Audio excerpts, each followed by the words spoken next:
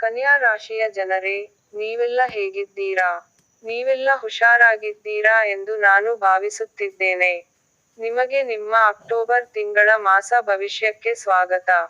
ನೀವೇ ರಾಜ, ನಿಮ್ಮದೇ ಸಾಮ್ರಾಜ್ಯ.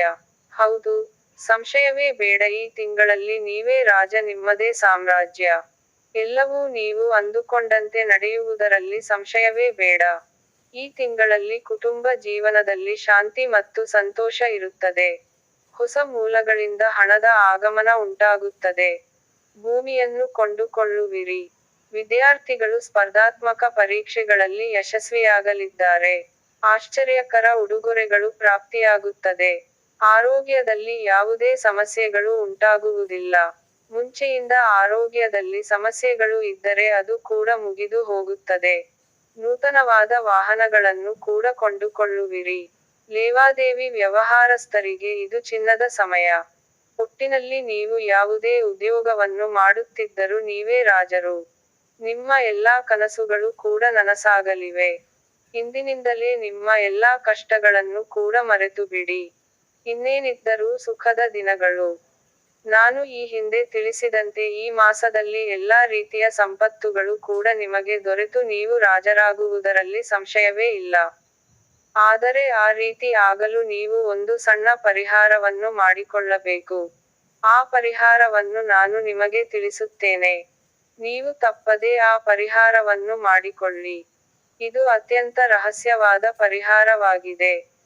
ಆದರೆ ನೀವು ನಮ್ಮ ಚಾನಲನ್ನು ಸಬ್ಸ್ಕ್ರೈಬ್ ಮಾಡಿದ್ದೀರಿ ಹಾಗೂ ಯಾವಾಗಲೂ ನಮ್ಮ ಚಾನಲನ್ನು ನೋಡುತ್ತೀರಿ ಎಂಬ ಒಂದೇ ಕಾರಣಕ್ಕಾಗಿ ನಾನು ನಿಮಗೆ ಹೇಳಿಕೊಡುತ್ತಿದ್ದೇನೆ. ಒಂದು ವೇಳೆ ನೀವು ಇಲ್ಲಿಯವರೆಗೂ ನಮ್ಮ ಚಾನೆಲ್ ಅನ್ನು ಸಬ್ಸ್ಕ್ರೈಬ್ ಮಾಡದೇ ಇದ್ದಲ್ಲಿ ಈಗಲೇ ಸಬ್ಸ್ಕ್ರೈಬ್ ಮಾಡಿಕೊಳ್ಳಿ. ನಾನು ಹೇಳುವ ಪರಿಹಾರವನ್ನು ಸರಿಯಾಗಿ ಕೇಳಿಸಿಕೊಳ್ಳಿ. ಹಾಗೂ ಒಂದು ಪುಸ್ತಕ ಮತ್ತು ಪೆನ್ನು ತೆಗೆದುಕೊಂಡು ಇದನ್ನು ಬರೆದುಕೊಳ್ಳಿ.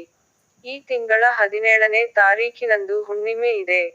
ಆ ದಿನ ನೀವು ಈ ಪರಿಹಾರವನ್ನು ಮಾಡಿಕೊಳ್ಳಬೇಕು. ನೀವು ಆ ದಿನ ಬೆಳಿಗ್ಗೆ ಎದ್ದು ಶುಚಿಯಾಗಿ ಸ್ನಾನವನ್ನು ಮಾಡಿಕೊಂಡು, ದೇವರ ಬಳಿಯಲ್ಲಿ ಕುಳಿತುಕೊಂಡು, ಒಂದು ಲವಂಗದ ಎಲೆಯನ್ನು ತೆಗೆದುಕೊಂಡು, ಆ ಲವಂಗದ ಎಲೆಯ ಮೇಲೆ ನಿಮ್ಮ ಎಲ್ಲಾ ಕಷ್ಟಗಳನ್ನು ಕೂಡ ಬರೆಯಬೇಕು.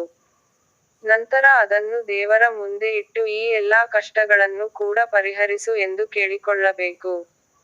ಮಾರನೇ ದಿನ ನೀವು ಎದ್ದ ನಂತರ ಆ ಲವಂಗದ ಎಲೆಯನ್ನು ಬೆಂಕಿ ಹಚ್ಚಿ ಸುಡಬೇಕು. ಈ ರೀತಿಯಾಗಿ ಮಾಡಿದರೆ ಆ ಲವಂಗದ ಎಲೆಯ ಜೊತೆ ನಿಮ್ಮ ಎಲ್ಲಾ ಕಷ್ಟಗಳು ಕೂಡ ಸುಟ್ಟು ಹೋಗುತ್ತದೆ. ಸಂಶಯವೇ ಬೇಡ, ಈ ಪರಿಹಾರವನ್ನು ಮಾಡಿಕೊಂಡರೆ ನೀವು ರಾಜರಾಗುವುದರಲ್ಲಿ ಸಂಶಯವೇ ಇಲ್ಲ. ಈ ಪರಿಹಾರವನ್ನು ಮಾಡಿಕೊಳ್ಳಲು ಕೋಟಿಗಟ್ಟಲೆ ದುಡ್ಡು ಖರ್ಚಾಗುವುದಿಲ್ಲ. ಬೇಕಾಗಿರುವುದು ಕೇವಲ ಒಂದು ಲವಂಗದ ಎಲೆ ಅಷ್ಟೇ. ಆದರೆ ನಿಮ್ಮಲ್ಲಿ ನಂಬಿಕೆ ಮತ್ತೆ ಭಕ್ತಿ ಇರಬೇಕು.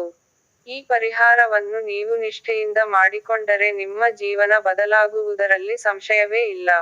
ಮರೆಯದಿರಿ, ಮರೆತು ನಿರಾಶರಾಗದಿರಿ. 17ನೇ ತಾರೀಖಿನಂದು ಇದೊಂದು ಕೆಲಸವನ್ನು ಮಾಡಿಬಿಡಿ.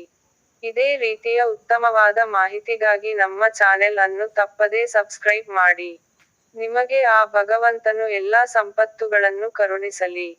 ನಮ್ಮೊಂದಿಗೆ ನೀವು ಈ ಮಂತ್ರವನ್ನು 3 ಬಾರಿ ಹೇಳಿ.